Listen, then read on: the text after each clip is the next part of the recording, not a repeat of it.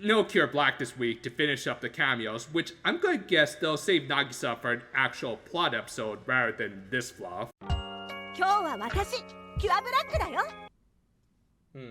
Should I put this on my face now, or... save it for later.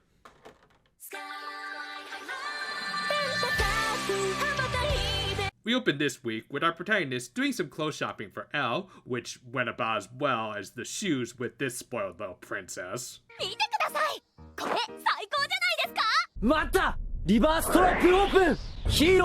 Anyway, they again couldn't find the plot-relevant clothing until someone else got involved, and sure enough, two someone else's appeared in the form of some fashion model sisters, Maria and Kaguya. They learned this from Mashiro, who was a big fan of theirs. 12 seconds later. Wait, Mashiro didn't know they were Ageha's sisters? I mean, I know what's coming up, but at the same time, really? The childhood friend didn't know she had famous sisters? Also, the two had a manager who was, Rosemary at home. I think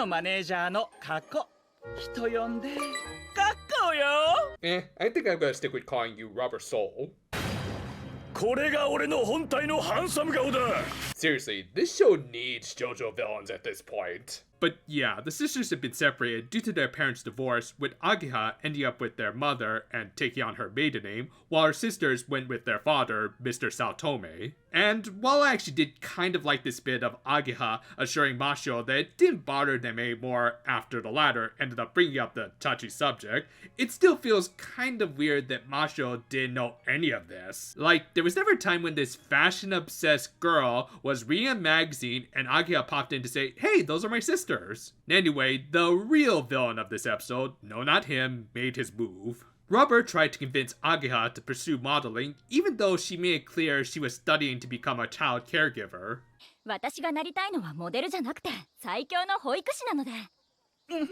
Plus, I saw what you did to that poor little dog in Singapore, so I can't totally trust you.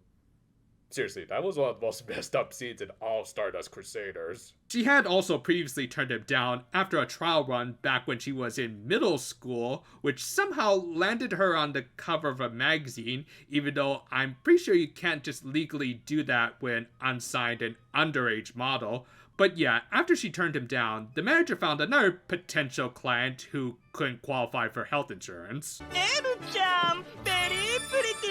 Rubber Soul, get the hell away from the little creature, I'm warning you. Though seriously, this was easily the worst part of the episode for me, as both Rubber and Ageha's sisters insisted that Elle join them on the runway for their fashion show the next day.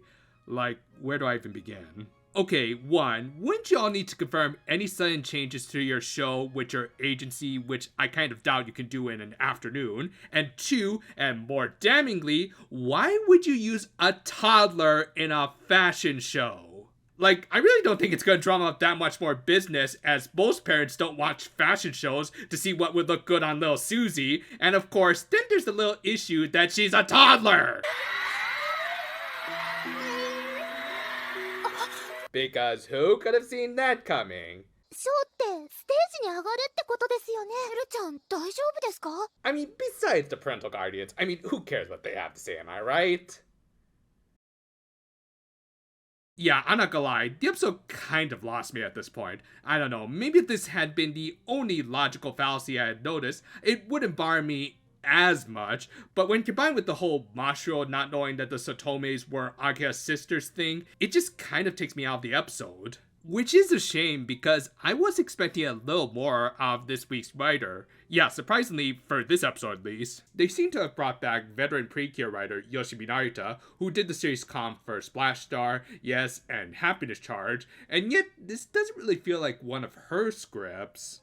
I mean, it did have some of her eccentricities, like a little more focus on her quirky humor, though it was nowhere near her usual peak, but more importantly, it lacked her usual pretty strong character writing, as there's just not that much going on with the sisters or their manager, and they were just kind of there to set up this pretty forced little conflict. Sure, we did get a decent bit from Agya comforting Elle with cloud animals, but even that became kind of moot as not only did she not take the toddler who was just crying to the back, but she also joined the show and the audience even waited as her sisters put together a makeshift outfit, and in fact everyone cheered this, and even Elle joined in and everyone just kind of forgot that she was just crying a minute ago! Doesn't anyone notice this? I feel like I'm taking crazy pills! TLDR, I'm just really hoping this was Narita coming off of writing this, and maybe just not having all of her creative juices intact, and not a sign of what we can expect in terms of writing quality for this show. At this point, I was pretty much begging the Warthog to crash this nonsense.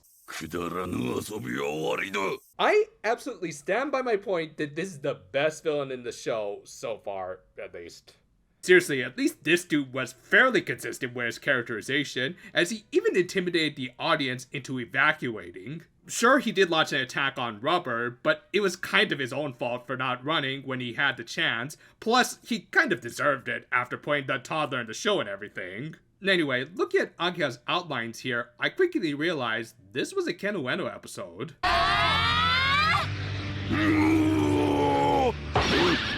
Yeah, this is definitely one of Kenny's off days. I mean, some of these sequences didn't look bad, but this is definitely not on his usual level of quality. Anyway, our spotlight cue of the episode, of course, gave a big speech about how her sisters work hard to make everyone smile with their modeling, which, again, would have been more meaningful if we'd actually got to know them rather than focusing on a very forced conflict. And yeah, I guess defense was the last buff that she still hadn't done to really hammer home how this is an OP cleric, and they ended the fight with the fat chocobo finisher. And with that, the episode itself ended with the Saotome sisters giving their approval to their little sister to pursue her childcare goals after covering for their own stupid choices. Cameo Cure this week was Nagisa, who, not too surprisingly, was one of the most off-sounding cures. Like, I hear less the OG cure and more Lulu Cole's pirate MILF. ぶっちゃけありえないどうやらスパイエージェント G がいい仕事してくれたみたいだ Yeah, this episode kind of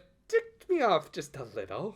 I mean, I know I might not always seem it, but I do see myself as a very forgiving guy, like maybe a little too much at times. But when an episode not only has multiple logical fallacies and a forced conflict involving a toddler, that's kind of where I have to draw the line. Call me a stubborn old man, but stuff like this just doesn't really sit all that well with me.